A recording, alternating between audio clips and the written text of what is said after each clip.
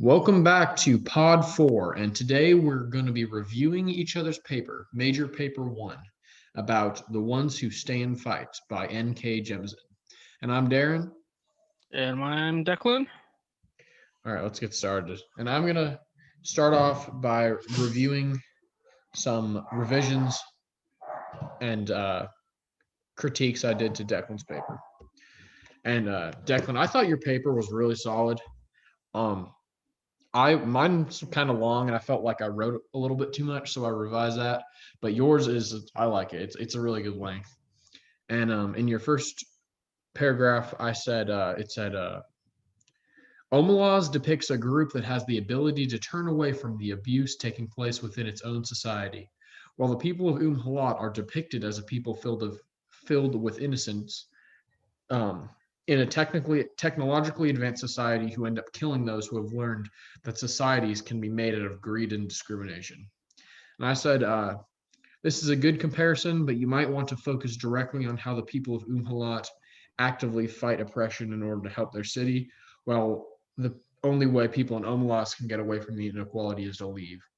And I like the way you explained it, but I was just thinking you might be able to take it a different way, because even though they both are killing people and they're both not perfect societies, Halad is the only city that's like actively working to end the inequality and stuff. Yeah, rather than just having people walk away and then nothing changes. Yeah, exactly. Like in in Omalas, they're continuing the suffering, and the only way you can stop it is to leave. And I also highlighted I think this is in the second paragraph. You said, this has also happened somewhat in the real world today. People in first world countries often don't think about what they buy and how it gets here. Many people work in very poor conditions and at terrible wages to create products for us to live our lives comfortably. And I thought that was a really great comparison and a connection to our own world because of the whole fast fashion thing.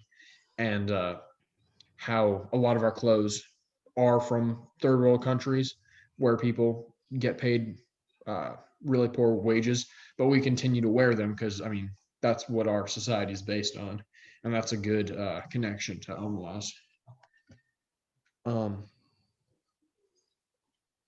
then the next one, it said, I highlighted, we need to rise and fight for the child locked in the basement so that the future of suffering is avoided and we can have true equality and peace. And I commented, I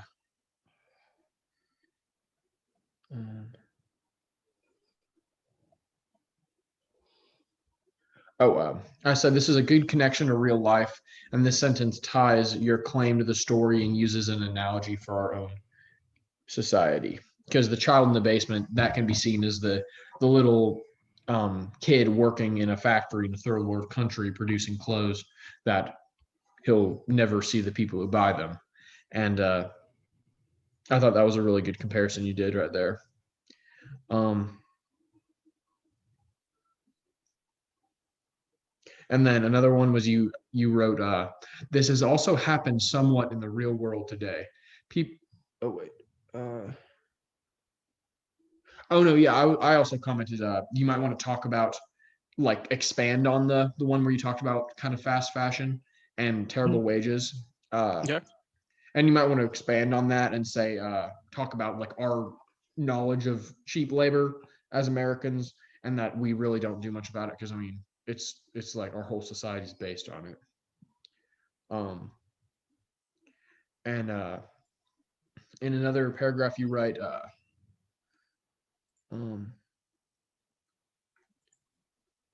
the ones who stay and fight. Well, actually, I think this is your third paragraph. You say, the ones who stay and fight takes a more realistic approach to how to change the future. There is no sudden change, and it takes many people and time to change. This story shows how change is not a perfect process, and that when things change, people can get hurt and saved by it.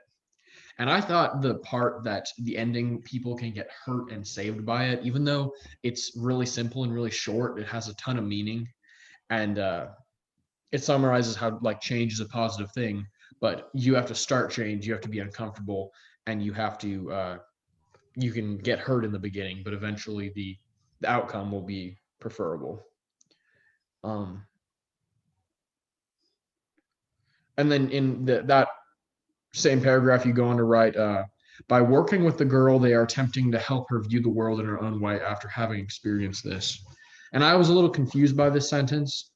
I thought the caretakers were trying to get the girl to view the world in their own way, which is that like everyone's the same, everybody's equal, and that the little girl's view of the world is flawed.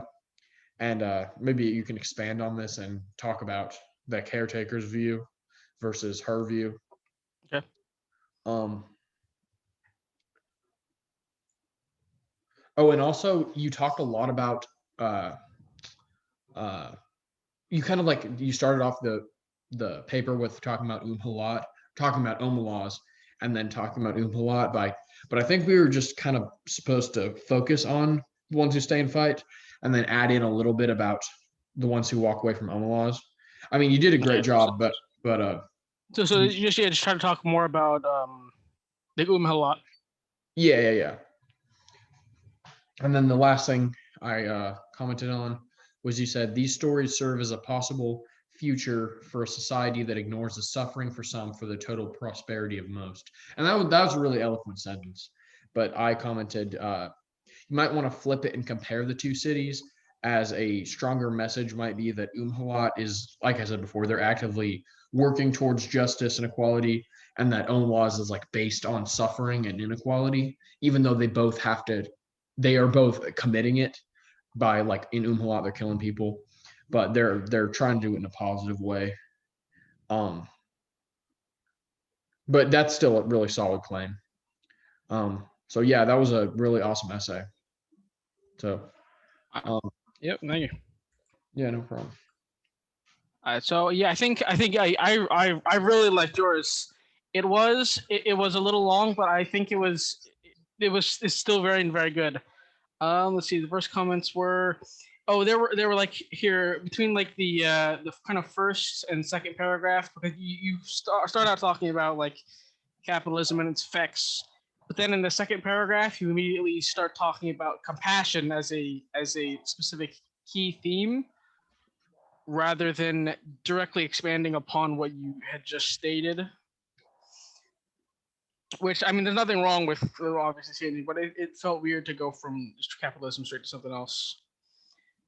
The only other things were, there were a few times where you just said the author describes how, and then inserted like a quote of some kind.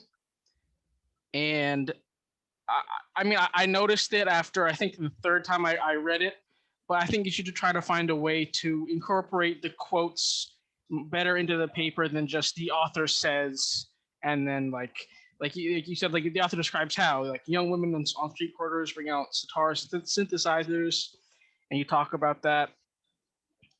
And then you said, then like you say something like the narrator describes how this places it within the migratory paths of the butterflies and hummingbirds and stuff like that.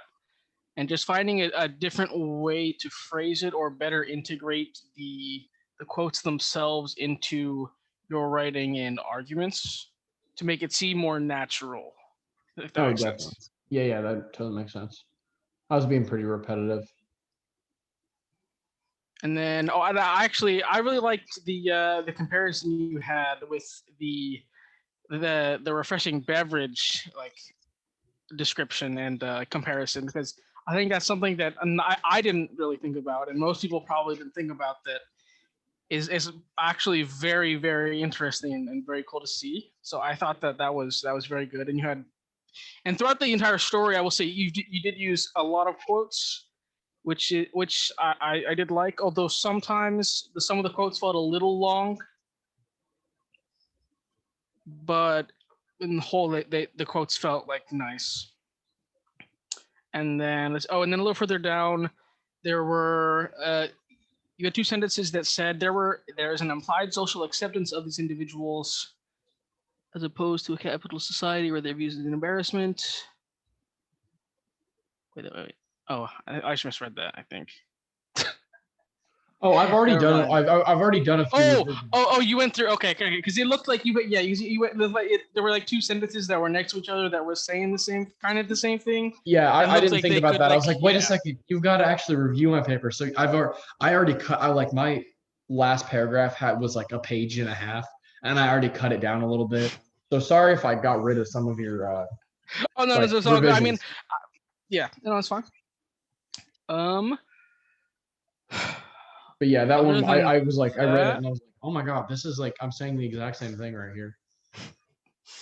other than those, I think you did a really good job on explaining all the evidence you provided and giving very good like analogies and talking about the differences and themes inside of these stories. Awesome, thank you. Okay, well, I guess that's it. So thank you for listening to the Pod 4 reviews and revisions of our first major paper. And have a good night. Yep, have a nice one.